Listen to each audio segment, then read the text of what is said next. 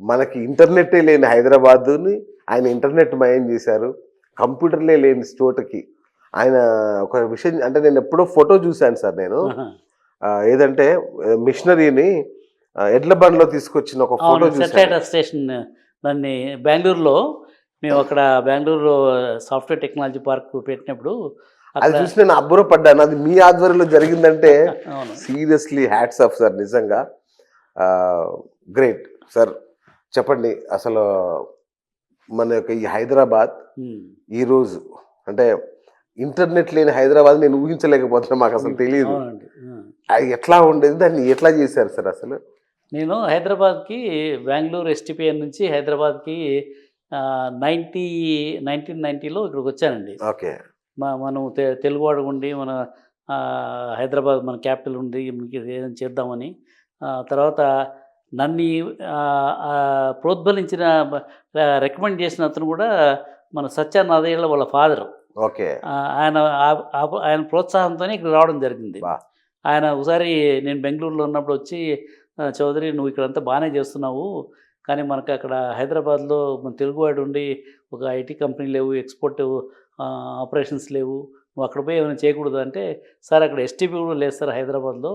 అంటే లేదు నేను మీ బాస్‌తో మాట్లాడి ఆయన అప్పుడు మన ప్రైమ్ మినిస్టర్ ఆఫీస్‌లో పనిచేసేవారు. ఓకే. మీరు central government employee central sir government మీరు? ఎంప్లాయీ అండి. అచ్చా! Okay. Software technology parks of India అని ఓకే. ఇది గవర్నమెంట్ ఆఫ్ ఇప్పుడు మైటీ అని మినిస్ట్రీ ఉంది కదా! Okay sir. Ministry for electronics and information technology. Okay. ఆ కాలంలో దాన్ని డిపార్ట్మెంట్ ఆఫ్ ఎలక్ట్రానిక్స్ అనేవాళ్ళు. ఓకే. అది సైన్స్ అండ్ టెక్నాలజీ మినిస్ట్రీ కింద ఉండేది. ఓకే. సో సెంట్రల్ గవర్నమెంట్ దాని కిందే ఈ software technology parks of India అని పెట్టడం జరిగింది. ఓహో! అప్పుడు లైసెన్స్ రాజ్ ఉన్నింది. అవును. అవును. అసలు చాలామంది ఎన్ఆర్ఐలు వచ్చేవాళ్ళు. వాళ్ళంతా ఇక్కడ ఇలా ఈ లైసెన్సులు ఒక డిపార్ట్మెంట్ నుంచి ఇంకో డిపార్ట్మెంట్ తిరిగి తిరిగి చెప్పులంతా అరిగిపోయి విసుగొచ్చేసి కంప్యూటర్‌లో ఏమైనా ఇంపోర్ట్ చేసుకోవాలంటే పాపం వాళ్ళకి సంవత్సరం పట్టేది. బా! అది ఇంపోర్ట్ డ్యూటీ కూడా చాలా విపరీతంగా ఎక్కువ 350% కస్టమ్ డ్యూటీనే ఉండేది. ఇట్లా బాధలన్నీ తట్టుకోలేక వాళ్ళంతా పాపం చాలామంది వచ్చారు. వచ్చి నిజంగానే. అంటే వెనక్కి నారాయణమూర్తి గారి స్టోరీ కూడా నేను చూశాను. ఆహా! అంటే ఈ కంప్యూటర్లు ఇంపోర్ట్ చేసుకోవడం కోసం అవునవును. వాళ్ళ మేడంది సుధామూర్తి గారి గోల్డ్ కూడా ఆయన పెట్టి చేసినట్టుగా నేను ఆ కాలంలో చదివాను. అంటే అంత కాస్ట్‌లీ చాలా ఉండేటివి. ఇబ్బంది. అవును. అవును. అంటే కస్టమ్ డ్యూటీ ఇంపోర్ట్ కూడా చాలా ఇబ్బంది అయ్యేదంట. ఇంపోర్ట్ కూడా అవును. చాలా ఇబ్బంది ఉండేది. అసలు ఇంటర్నెట్‌లే భారతదేశంలో ఉండేది కాదు. అందుకని చాలామంది పాపం ఎన్ఆర్ఐలు వచ్చి ఏదో చేద్దాము ఆపర్చునిటీస్ ఉన్నాయని బట్ అందరూ కూడా ఫెయిల్ అయిపోయారు. ఓకే. ఆ టైంలో మన Rajiv Gandhi was country's prime minister. ఇట్లా టెక్సాస్ ఇన్స్ట్రుమెంట్స్ వాళ్ళు అమెరికన్ కంపెనీ ఇండియాలో మీ మీ దగ్గర ఉన్న ఐఐటీలు చదువుకున్న వాళ్ళంతా కూడా మా దగ్గర పనిచేస్తున్నారు. హ్మ్. వాళ్ళ క్వాలిటీ చూసాము. వాళ్ళ క్వాలిటీ బాగుంది కాబట్టి ఇక్కడ ఎక్కువ ఉన్నారు.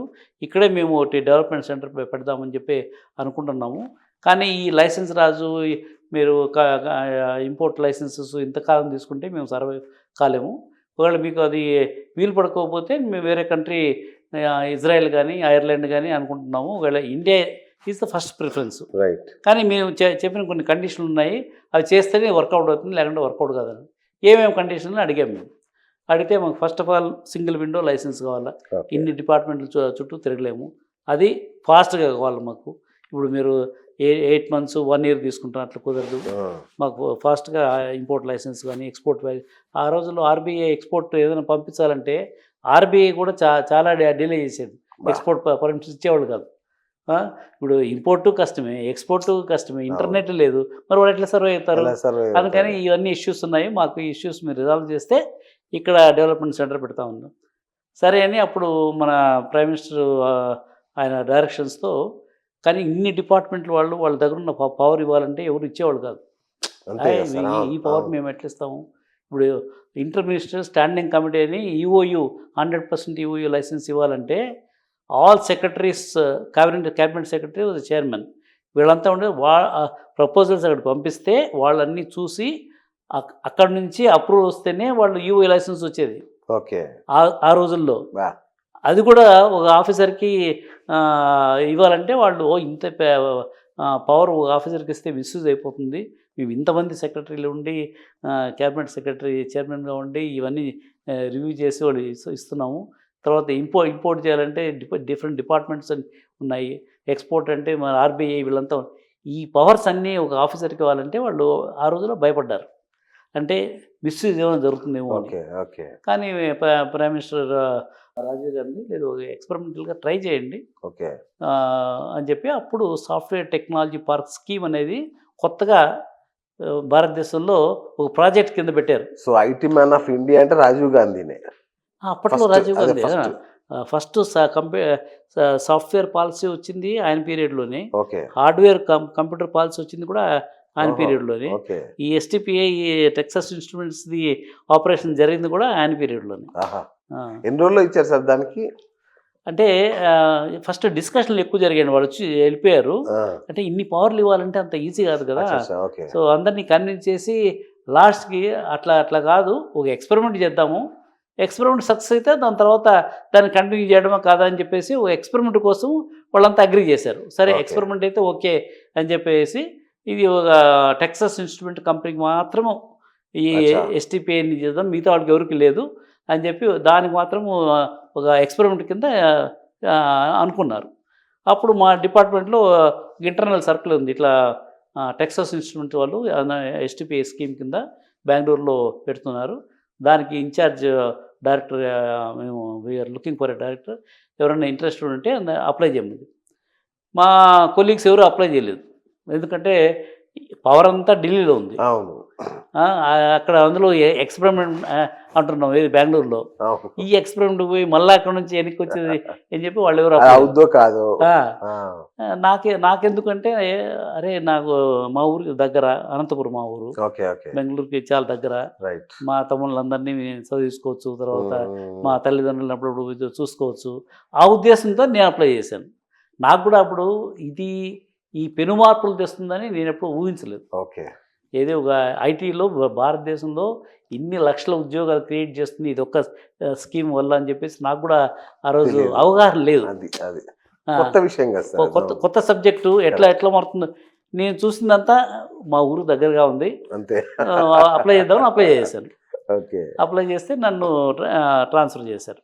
ఓకే ట్రాన్స్ఫర్ చేస్తే మాకు మా డిపార్ట్మెంట్కి ఆఫీస్ కూడా లేదు బెంగళూరులో, వేరే డిపార్ట్మెంట్కి అటాచ్ చేశారు. అది ఎక్కడ పిన్యా ఇండస్ట్రియల్ ఎస్టేట్ అని బెంగళూరు టుమ్కూరు రోడ్లో ఉంది.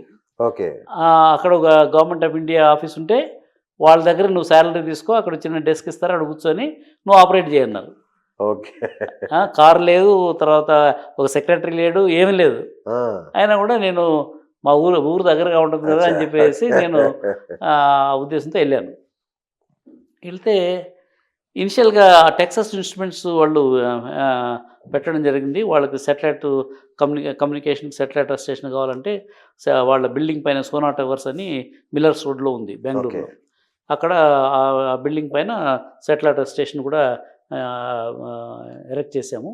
అది బెంగళూరు ఎయిర్పోర్ట్ నుంచి తీసుకురావడానికి ఎద్దుల బండిలో తీసుకురావాల్సి వచ్చింది. అప్పుడు ఇన్ఫ్రాస్ట్రక్చర్ కూడా సరిగ్గా లేదు బెంగళూరులో. ఐఎమ్ టాకింగ్ అబౌట్ 1985-86 ఆ పీరియడ్లో అనమాట. ఫైనల్లీ వాళ్ళకి ఆ స్టేషన్ వచ్చింది. తర్వాత ఎస్టీపీఐ కూడా శాంక్షన్ అయింది టెంపరీగా, only for Texas instrument. Station for internet sir అది ఇంటర్నెట్ అప్పుడు ఇంటర్నెట్ లేదు కదా, okay okay okay data communication links telephones మాత్రం ఉన్నాయి కానీ ఈ డేటా లింక్స్ ఎక్కడ లేదు. ఇప్పుడు మన ఫోన్లో విపరీతమైన బ్యాండ్ పెడుతుంది, 64 kbps వాళ్ళకి ఇవ్వడానికే మాకు తలాతోక కష్టపడ్డాము. అక్కడ నుంచి ఇంటెల్ సెటిలైట్కి ఇంటెల్ సెటిలైట్ నుంచి వాళ్ళ ఆఫీస్ అమెరికాలో దానికి కనెక్ట్ చేసి వాళ్ళకి ఇస్తే అప్పుడు వాళ్ళు డైరెక్ట్ కనెక్షన్స్. అంటే ఇక్కడ ఏం వర్క్ చేశారో 24/7 సైకిల్లో చేశారు వాళ్ళు. ఇప్పుడు మన డే టైము అమెరికాలో రాత్రి, వాళ్ళ డే టైం మనకు రాత్రి అవుతుంది. వాళ్ళు ఏం చేశారంటే ఈ ప్రొడక్షన్ సైకిల్ 24/7 చేశారు. ఇప్పుడు ఏదైనా ప్రోడక్ట్ ఉంది బెంగళూరులో 12 hours పనిచేస్తున్నారు, అదే ప్రోడక్ట్ మళ్ళీ వాళ్ళు లేయంగానే వాళ్ళు అమెరికా వాళ్ళు తీసుకొని ఆ నెక్స్ట్ 12 hours చేసి మళ్ళీ వీళ్ళు పాస్ ఆన్ చేస్తారు. అట్లా వాళ్ళకి 24 hours డేలో దొరికింది. ఎందుకంటే తర్వాత ఎంప్లాయీస్ ఇక్కడ మన దగ్గర చాలా చీప్ దొరికారు, అవైలబిలిటీ ఉంది. అట్లా వాళ్ళు బాగా సక్సెస్ అయ్యారు. చాలా టక ప్రోడక్ట్స్ తయారు చేయడం జరిగింది. అది చూసి మిగతా పెద్ద పెద్ద కంపెనీలు హ్యూలెట్ ప్యాకార్డు వచ్చింది, మోటరోలా వచ్చింది, ఐబీఎం వచ్చింది, డిజిటల్ వచ్చింది. ఈ పెద్ద పెద్ద అమెరికన్ కంపెనీస్ అంతా కూడా బెంగళూరుకి రావడం జరిగింది. ఎందుకంటే ఎస్టీపీఎస్ స్కీమ్ ఉంది, కరెక్ట్. శాటిలైట్ స్టేషన్ ఉంది అని చెప్పి అట్లా Bengaluru became the first silicon valley of India ఓ because of the STPS scheme.